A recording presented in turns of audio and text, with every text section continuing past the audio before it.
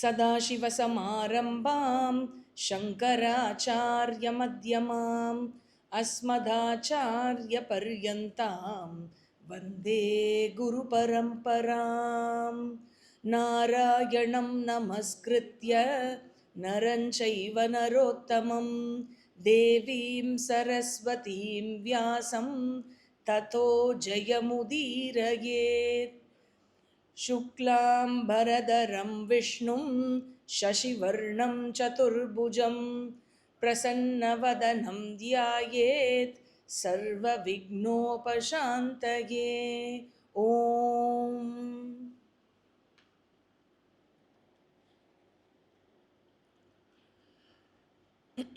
Sahasranama Shloka number 4. Please repeat after me. Only once. Sarva Sharva Shivastanur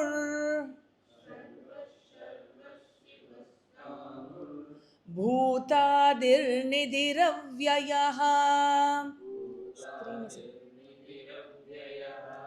Sambhavo Bhavano Bharta Prabhavav Prabhurishvaraha. That's it. So we were seeing this fourth shloka. We barely started with the fourth shloka in the previous class, and we saw that this shloka has the namas beginning from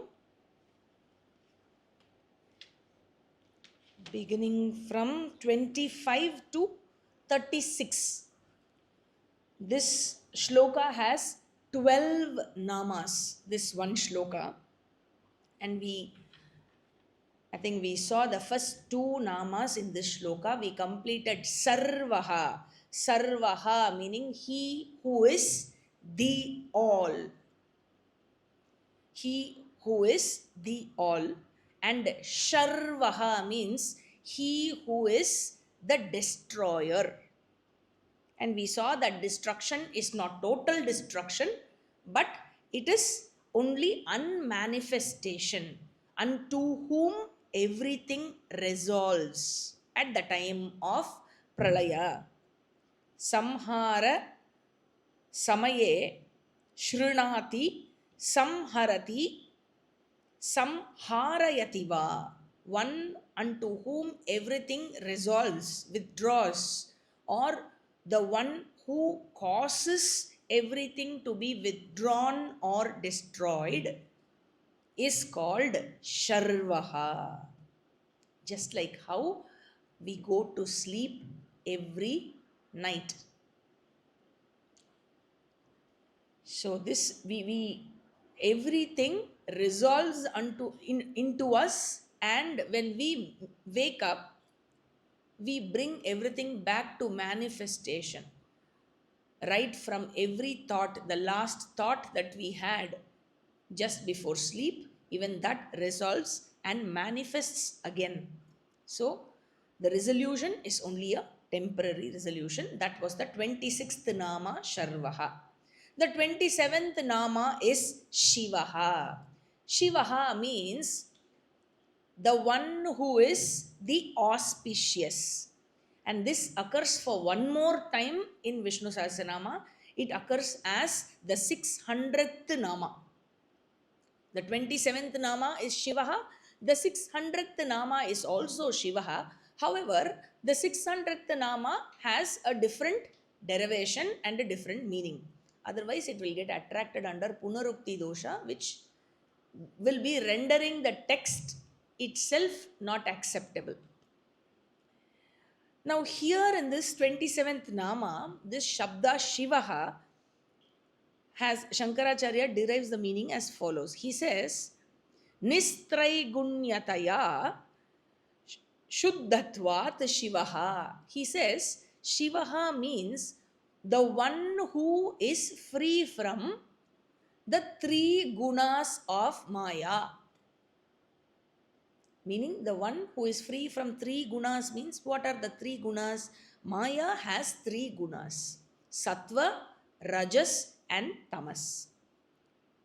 I think we have already seen this as part of the previous introduction classes.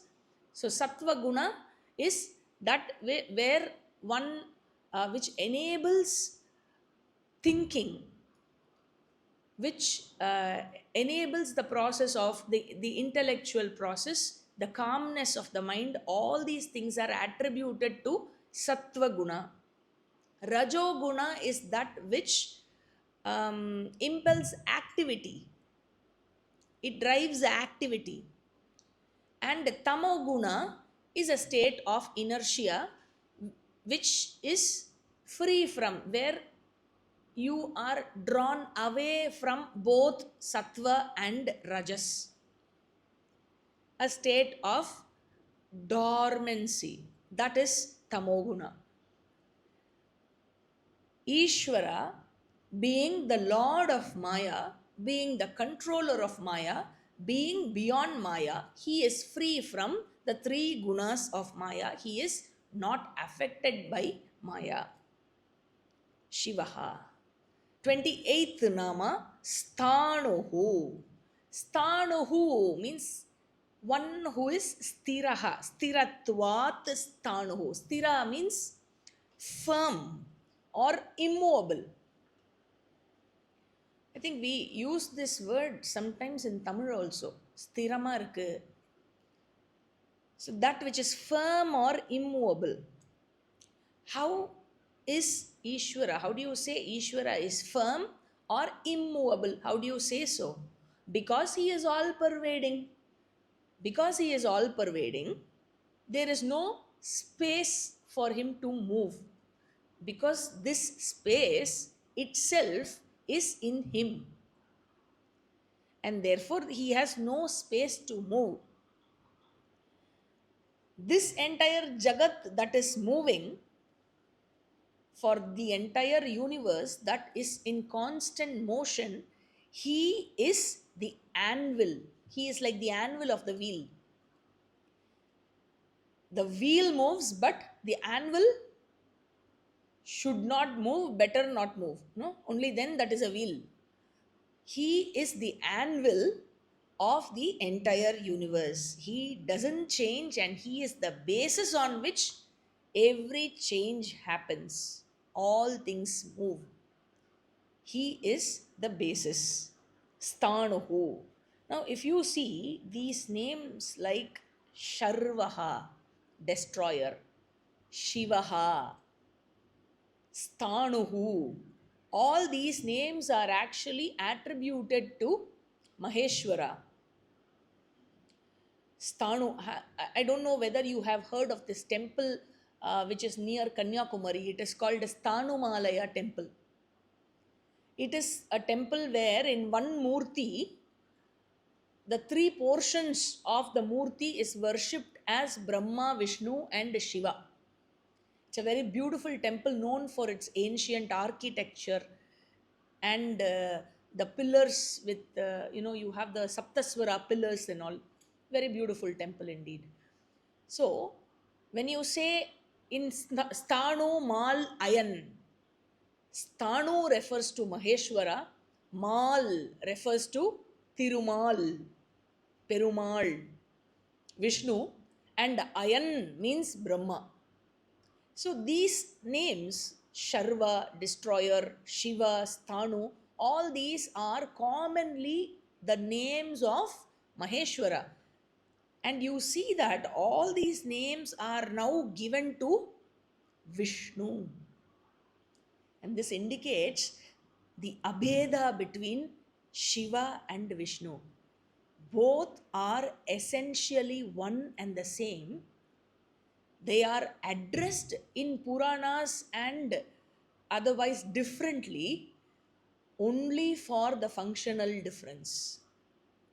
Because there is a functional difference, different rupas are given, different namas are given. Understand that it is one and the same entity that is in the Vesha of Vishnu, and that is in the Vesha of Maheshwara and Brahma and all Devatas and the entire Jagat itself, you and me including.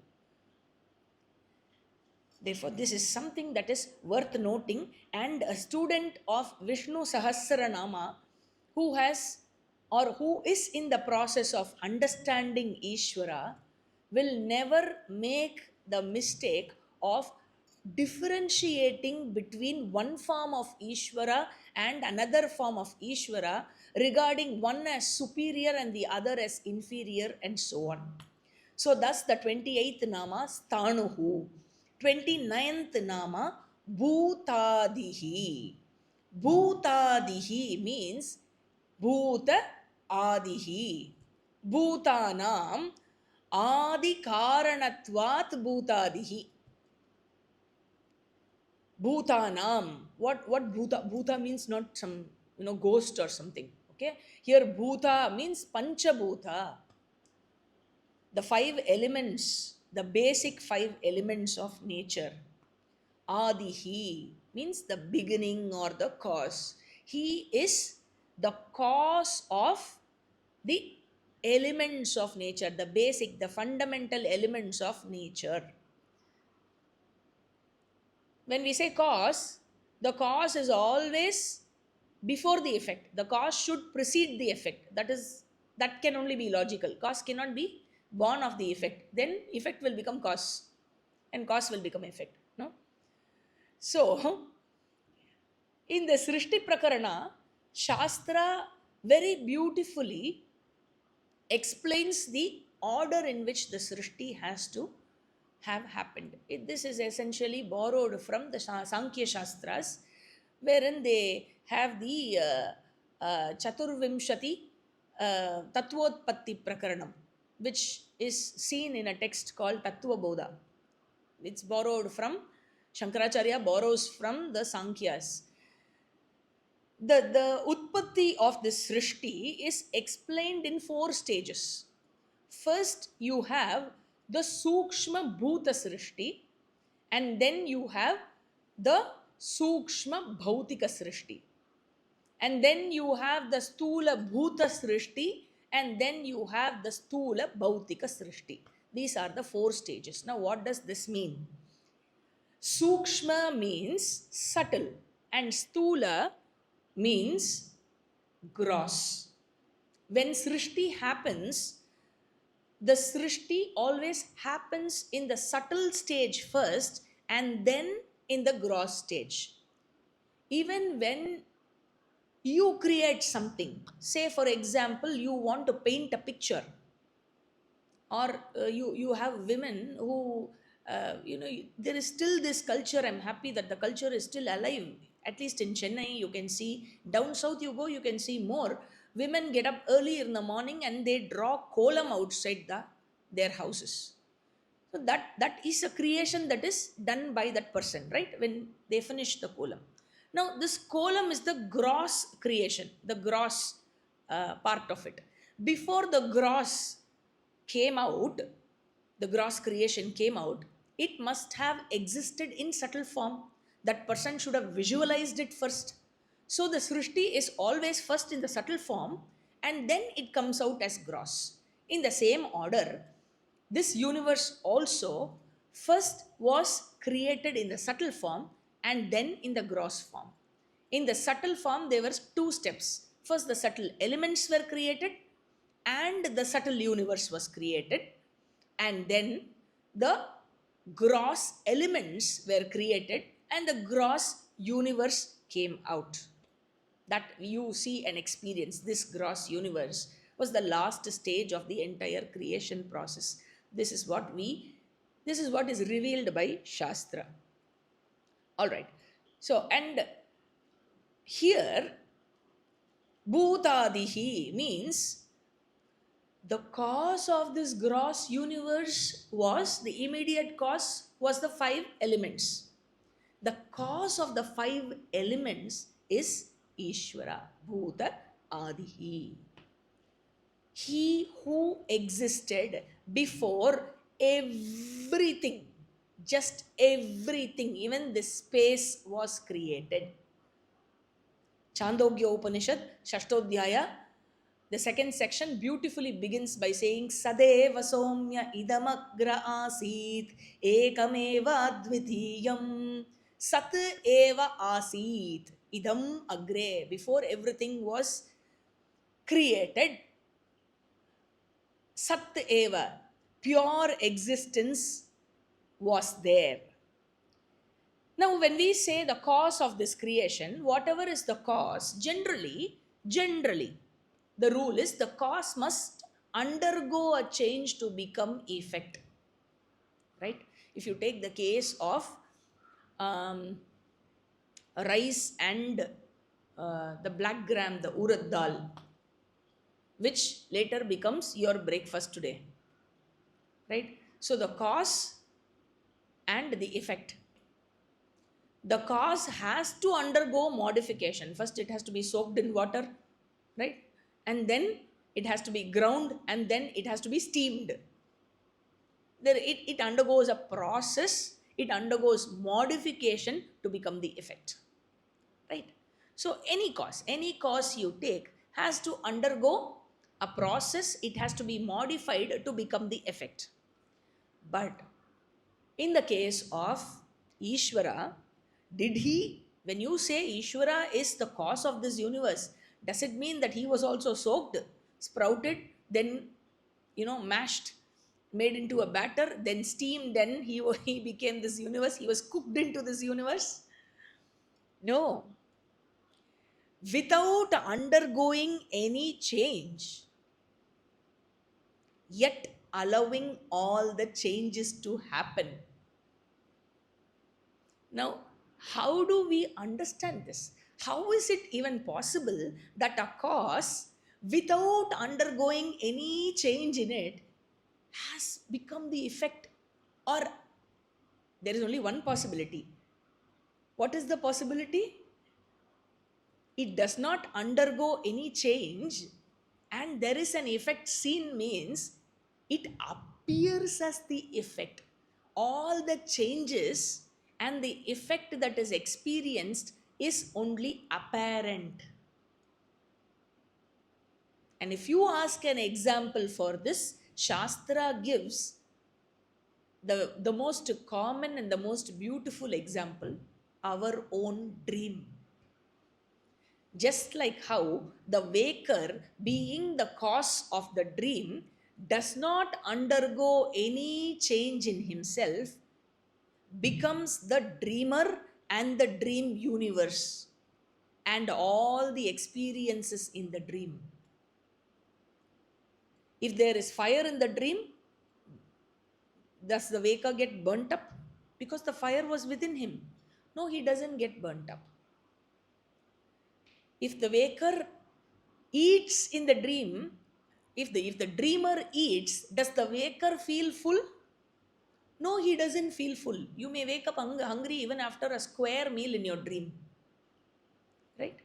So, the waker, just like how the waker, without undergoing any modification, appears as the dream. So, all the changes that appear are only appearance, they are only apparent, they are not real. Bhutadihi, that cause that does not undergo any change, yet allows the change to appear. In Sanskritam, in our Shastram, this is called Vivarta Karanam. That is the 29th nama. 30th nama, Nidhiravyayaha. Nidhiravyayaha means Pralaya Kale Asmin Sarvam Nidhiyata iti Nidhihi. Pralaya Kale, at the time of dissolution, Asmin, unto which Sarvam Nidhiyata iti. All the precious things are preserved or protected. When there is a threat in the home to preserve your precious items, those things that are very expensive, like jewelry and things like that, what do? you go in search of a locker facility offered by a bank or some uh, trusted authority, and then it resolves in the locker for all ages and suddenly comes out when there is a wedding, right? When there is a wedding, everything comes out and then it goes back into the locker. It is preserved in the locker and then it comes out, it goes back. Just like that, Bhagavan is the locker of this. He is the nidhi of the entire universe, where the entire universe that is subjected to change is preserved in him. Is not destroyed. It is preserved in him during the time of pralaya, and then it comes out at the time of srishti. But this nidhi, normally if you say locker, it is made of metal, mostly iron, and it gets rusted. If you see bank lockers over a period, it gets rusted and they would take time to paint them and things like that. But this nidhi is a wonderful nidhi. This is avyaya nidhi, meaning it is modificationless, it is changeless, it doesn't undergo any rusting or something. Zero maintenance. Okay, you don't need to pay anything for this locker facility, everything will be safe, nothing is lost. Nidhi Ravyayaha, 30th nama. 31st nama, Sambhavaha. Sambhavaha means Swechaya Samichinam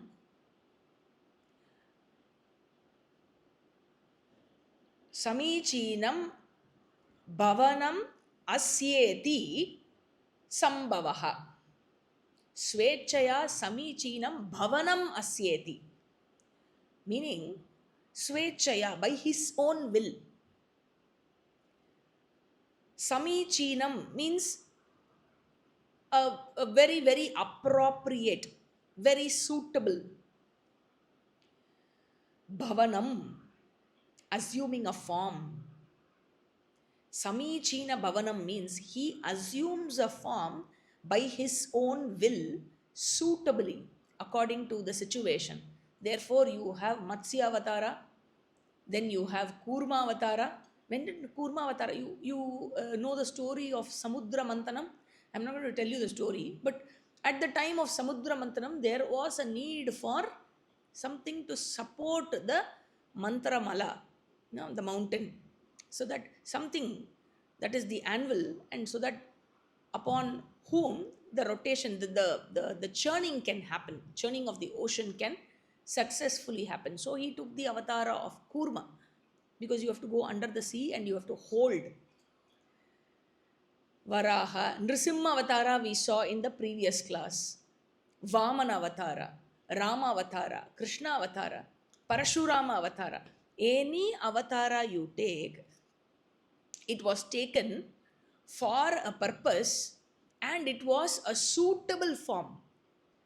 If a different avatara was taken in that particular situation, that would have not served the purpose. So he who takes in his own will a suitable avatara, suitable form, Sambhavaha. Now, how is this different from birth of Jiva? When we talk of avatara, how is this different from Jiva's birth? Birth of Jiva also, there is assumption of a body, right? Bhavana is there. But the difference is, the assumption of body by a Jiva does not happen swechaya, but happens because of purva karma. He is helplessly born due to the force of karma and assumes a shariram that is made of the 5 elements. It is called Bhautika Shariram. Whereas in the case of Ishvara, Bhagavan Krishna tells in Gita, 4th chapter, Ajopi sannavyayatma bhutanam ishvaropi san prakritim swamadishtaya sambhavam yatma mayaya. He tells, though I am ajaha, I am unborn, keeping the maya under my control, I assume a suitable form according to the need of the situation. Therefore, his shariram is not Panchabhuta shariram. It is not Bhautika shariram. It is Mayika shariram. It is directly born of Maya. We just saw the evolution process goes through subtle and then to gross, right? The 4-step process. That doesn't happen in the case of Avatara. There was no time for anybody to conceive in a womb and then give birth to Narasimha. He just came breaking out the pillar, right? From where? From nowhere.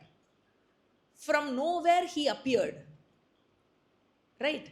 So this is called Mayika Shariram. This is Avatara. And that too Samichina Bhavana, suitable form. And when does he take these avatars?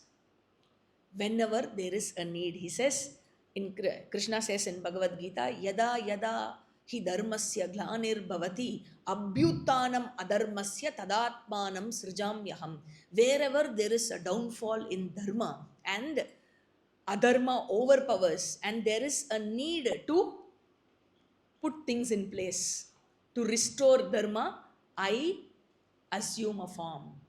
And what do I do assuming a form?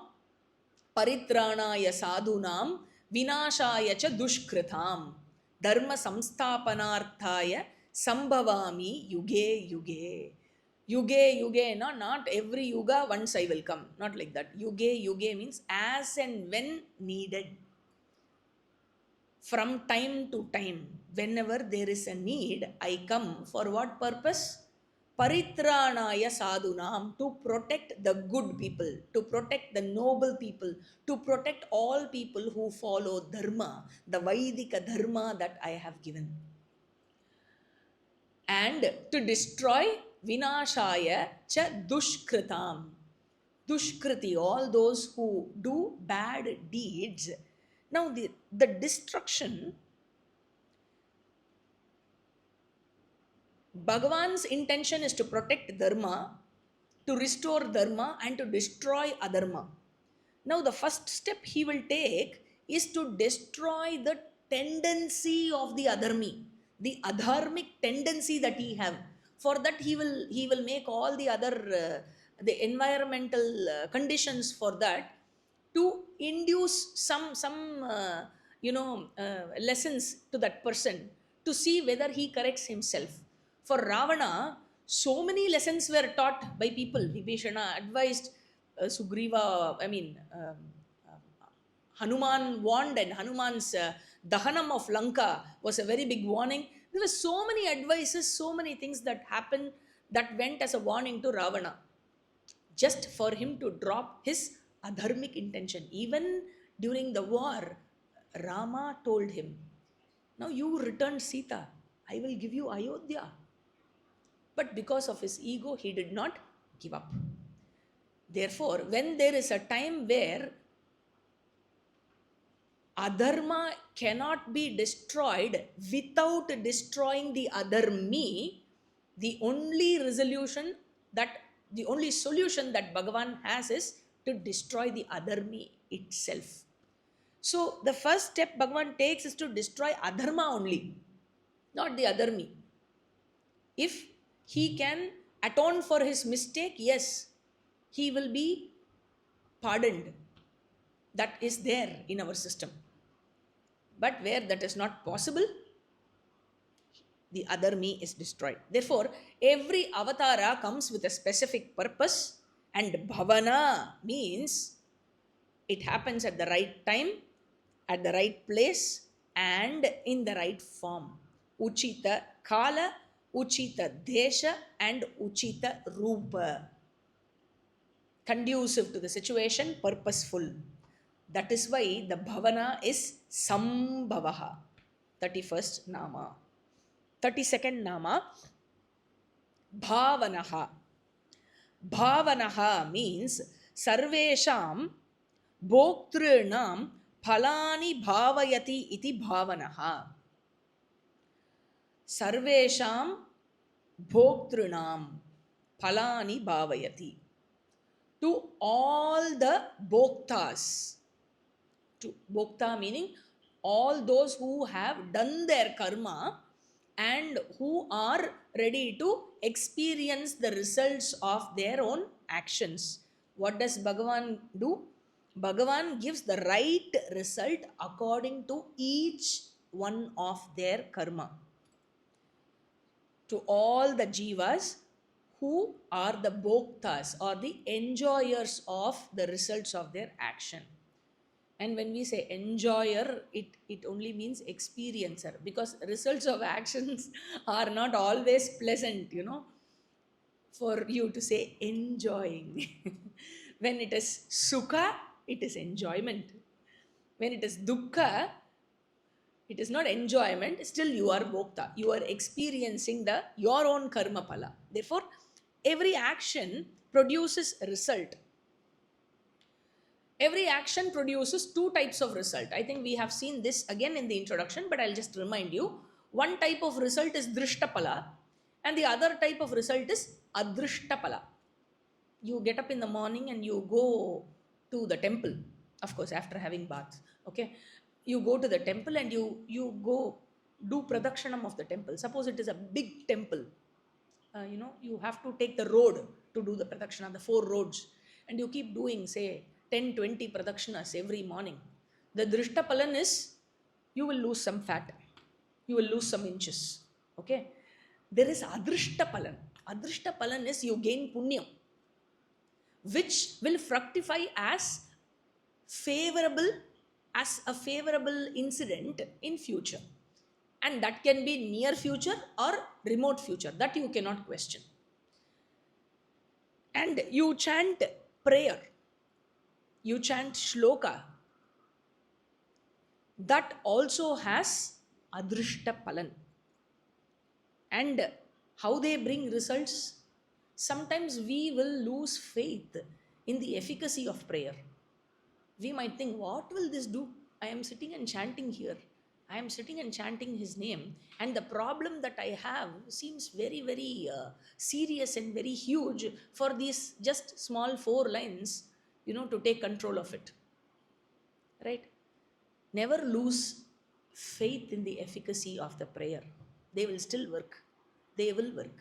Adrishta is very, very powerful. And one more thing is, there is a connection between the action I do and the result that comes to me. Right? There has to be some system, some intelligent principle that is connecting my action and the result of my action, that, without being missed, it comes exactly to me, whichever part of the world I go to. It is not that I do some action in Chennai and I run away to US, that karma cannot chase me at all. That karma will be delivered to the wrong address, to my old address, and somebody else experiences the result and I escape of it. No, that can never be possible. No matter which address you go to, wherever your PIN number changes, but your zip code changes, doesn't matter even if your zip code is somewhere in the Swarga, you will still get your parcel delivered. Your lot will be delivered to you. Okay? So that is that connection between karma and karma pala. Both are jada, both are inert. Karma is inert, karma pala is inert. Why? They are all part of the srishti. They have to be inert. They are all made up of matter, either gross matter or subtle matter. That's all. They are all inert. And what causes this to function? That is Ishvara. He is the karma adhyaksha and also karma paladata, recalling our introduction class. So, bhavanaha here means karma paladata. Now, if you can link it with the previous nama sambhavaha, avatara also happens because as a result of the prayers of sadhus, where all the noble people who are unable to put up with or face the adharma, suffering because of the adharma, they pray to Ishvara and he appears because of their prayers, as a result of their prayers. You can see this in the Puranas, where all devatas and rishis, they request Shiva or they request Vishnu to protect them from a demon and to save them from a particular adharma that is happening. No, avatara is taken as a result of prayer, which means prayers have results. So never doubt the efficacy of your prayer. The doubt happens only when you are conditional as to when you have to see the result. That you need to see it now or you need to see it 2 days later. No. That is not your department. The result giving is the department of Ishvara. My job is only karma. Karma is only in my will. The result of my action does not happen in my will. Understanding this is intelligence. It is not faith, it is intelligence. All right, this is the 32nd Nama, Bhavanaha. 33rd Nama, Bharta. Bharta meaning sustainer of this universe. Sustainer. He establishes Dharma. Bhagavan established Dharma and he sustains Dharma.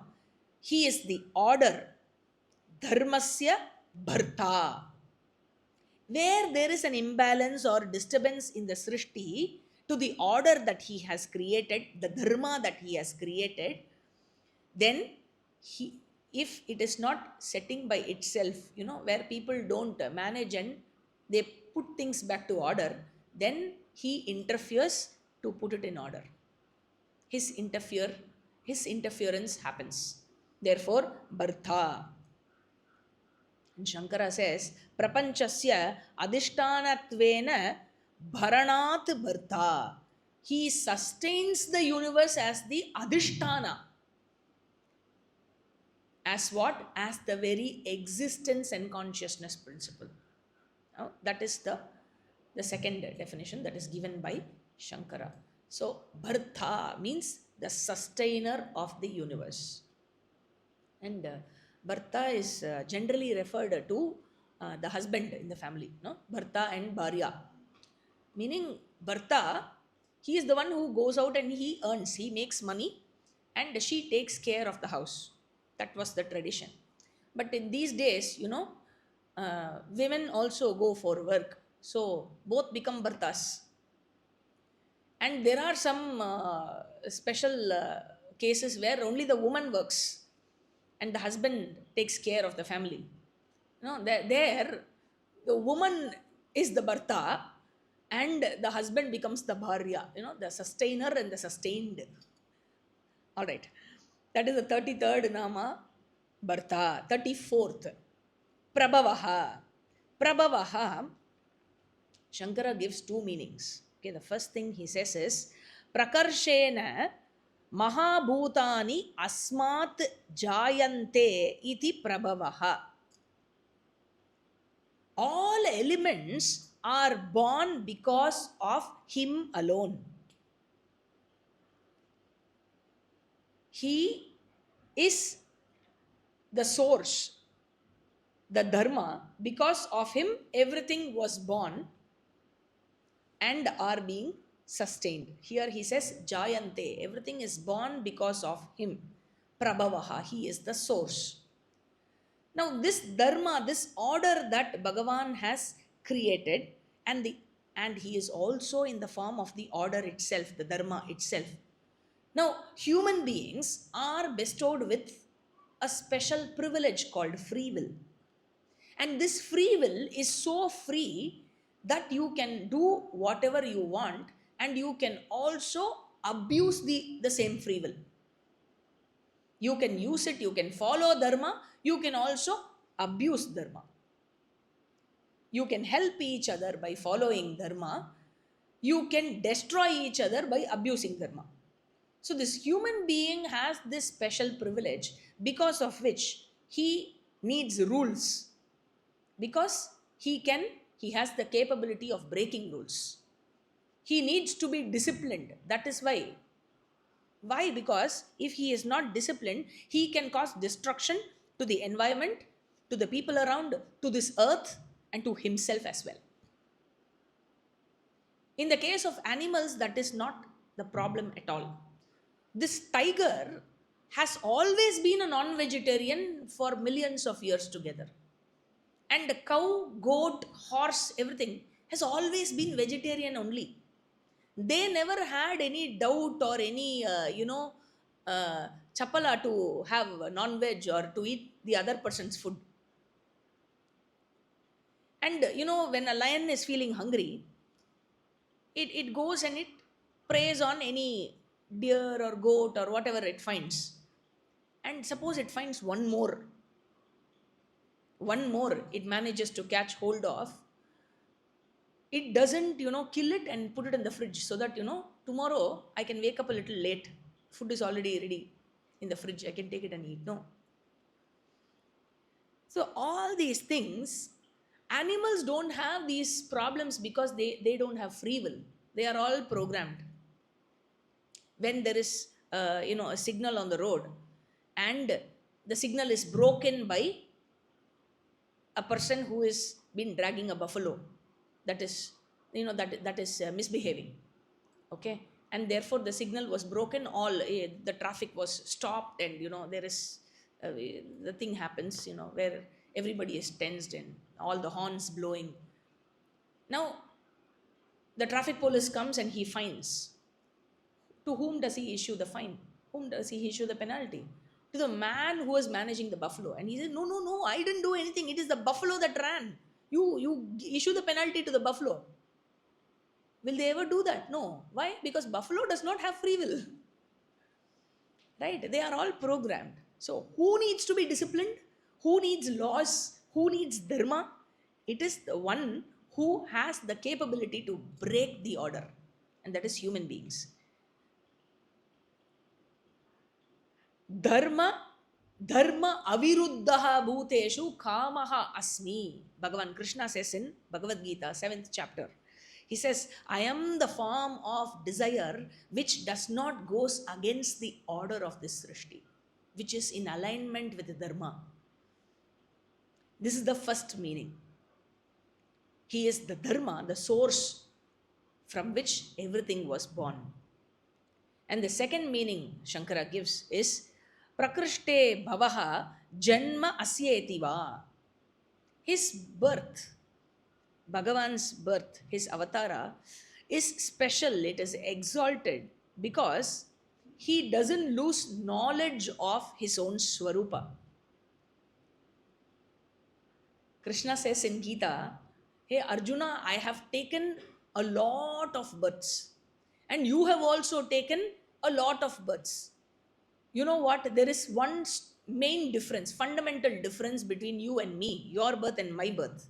There are many. One of them is that I know all the births that I have taken because I know who I am, and that I have taken all these births out of my own will. But you don't know any of them. So he takes avatara with knowledge of his swarupa, and therefore he remains untainted by his own actions, his own karmas. This is the second meaning that is given by Shankara, and this is the 34th nama Prabhavaha. 35th nama Prabhuhu. Prabhuhu again appears twice in Vishnu Sahasranama as the 35th nama and the 299th nama. Shankara says, Sarvasu kriyasu samarthya atishayavan prabhuhu. The one who has a surpassed skill in his actions. There is no need. Bhagavan's skill, where have you seen the skill of Bhagavan's actions? This very Srishti. He has the skill to create such a huge universe, to maintain it, and then to resolve it, and again recreate it, to unmanifest it, and then bring it back to manifestation. What a skill, which is matchless, which cannot be imitated by anybody else. No other entity, even none of the devatas, can imitate this skill. And he doesn't need any help in the Srishti Sthiti Laya. He can just do it at the snap of his finger. The blink of the eye, he can just bring about Srishti Sthiti Laya. And there is in fact nothing that he cannot do. 35th nama Prabhu. 36th nama Ishvaraha. Ishvaraha means one who is with unlimited overlordship. And this nama again appears twice in Vishnu Sahasranama as the 36th nama and the 74th nama. Now remember that wherever I say it appears twice or thrice with, and I give you the nama reference, just make note of it, because when we get to that nama where it is repeated, it is not the same meaning that will be given there. The derivation is different. The derivation will be different and has to be different. Otherwise, as we saw, there will be punarukti dosha in Vishnu Sahasranama, and Vishnu Sahasranama will not be accepted in Vidvat Sabha as a text itself. That it has been accepted as a text and it is studied until today means that there is no dosha in this text. All right. So, Ishvaraha, his Aishwaryam, his overlordship, is because of his Upadhi being infinite, he being Vishwaha, the entire creation being his body. He is where he is referred to as the Lord with a form, either with a finite form or the infinite Vishwa form, the universal form. He is called Sopadika Ishvara, and his overlordship is Sopadika Aishwarya. And without the Upadhi, without Maya Upadhi, he is Nirupadika Ishvaraha, Nirupadika Aishwaryam, as the very existence and consciousness principle. Therefore, when we talk about his nature as Sarvajñatva, Sarva Shaktimatva, Sarva Vyapakatva, all these are because of Maya Upadhi. And without Maya Upadhi, when we talk about him, he is referred to as how Taittiriya popularly refers him, Satyam Jnanamanantam Brahma, Satchit Ananda Swarupa, pure existence and consciousness. Therefore, when we say Sambhavaha, he assumes a form out of his own will. And when we say Bhavanaha, he is the giver of Karmapala Data. And when we say Bharta, he is the sustainer of this universe. And Prabhavaha, he is the source of everything, being Dharma. Dharma being the source, he is in the form of Dharma itself. Prabhuhu and Ishvaraha. Now, these two namas show that he has the capacity to sustain without any help from anyone else. He does not have any dependency to sustain this universe. Thus, the 36th nama, we will perhaps start with the 5th shloka, and I think we will be crossing the time. Shloka number 5, please repeat after me. Swayambhu Shambhuraditya Pushkaraksho Mahasvanaha Anadi Nidhanodhata Vidhata Dhaturuttamaha. This shloka has the namas from 37. What happened? Am I audible? Any problem? Okay.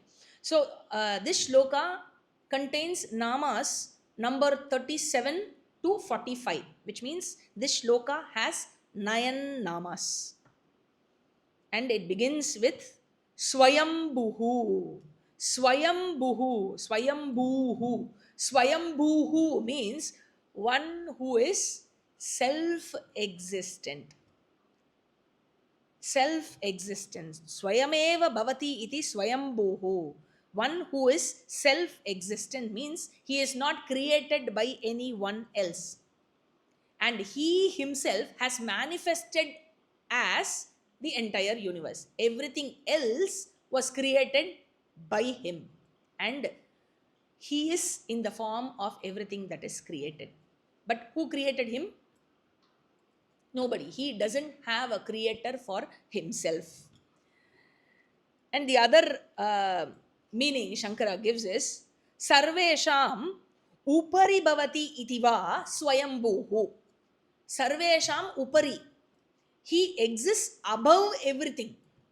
Above everything means there is none above him. He transcends the entire Srishti. This is the other meaning that is given for this 37th Nama Swayambhuhu. We will see from the 38th Nama from the next class. So we will conclude the class here. Om Purnamadav Purnamidam Purnat Purnamudachyate Purnasya Purnamadhaya Purnameva Vashishyate. Om Shanti Shanti Shanti Harihi Om Shri Gurubhyo Namaha Harihi Om. So from the next class, maybe we will meet 5 minutes earlier from the next class onwards, just to catch up with some chanting. Otherwise, this chanting takes away some portion of our class. The lecture time becomes smaller, and we are not able to cover much. That is what I feel. So we will meet maybe 5 minutes earlier, and most of you are already there 5 minutes earlier, and we will do chanting for 5 minutes, and we will begin the class so that we will have 1 hour full. Hari Om.